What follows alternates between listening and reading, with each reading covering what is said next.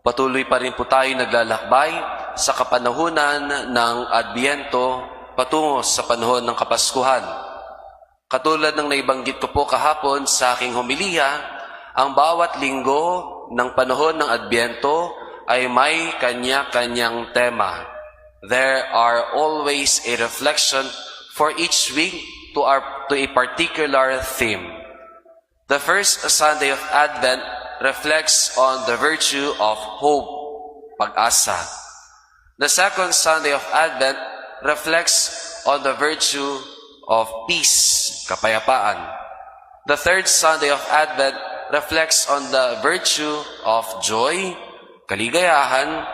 And the last Sunday of Advent reflects on the virtue, kung may hope, peace, love, ang huli ay joy, and ang ikaapat ay love. Hope, peace, joy, love. Hope, peace, joy, love. Sa linggo na ito, ating pagninilayan ang iba't ibang mga karakter na nagpamalas ng tunay na kumapit ng pag-asa sa Diyos. At sa unang araw ng Disyembre, narinig natin si Jesus ng pagpapagaling sa isang alagad ng isang centurion o isang commander ng isang pulutong, platoon. The Lord wants to teach us. Do you want to know the virtue of hope? Learn the virtue of faith. Hindi ka pwedeng umasa na hindi ka naniniwala. Sa turo ng simbahan, there are three theological virtues: faith, hope, charity, or love. Paniniwala, pag-asa, at pag-ibig. Faith, hope, charity.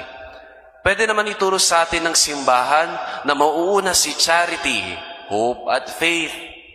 Pwede naman ituro sa atin ng ating simbahan na mauuna ang hope, susunod ang charity, at huli ang faith. Pero the Church teaches us there is an order of such virtue. Mauuna muna ang faith, susunod ang pag-asa, at ang huli ang pag-ibig. Totoo nga naman, you need the virtue of faith. Maniwala ka muna. Kasi hindi ka maniniwala at hindi ka aasa kung hindi ka kakapit sa pananampalataya sa isang tao. To have hope means to be grounded in faith. At yung centurion na ito, bago siya umasa, ay naniwala muna siya kay Jesus. For the first day of December, the Lord teaches us, do you want the virtue of hope?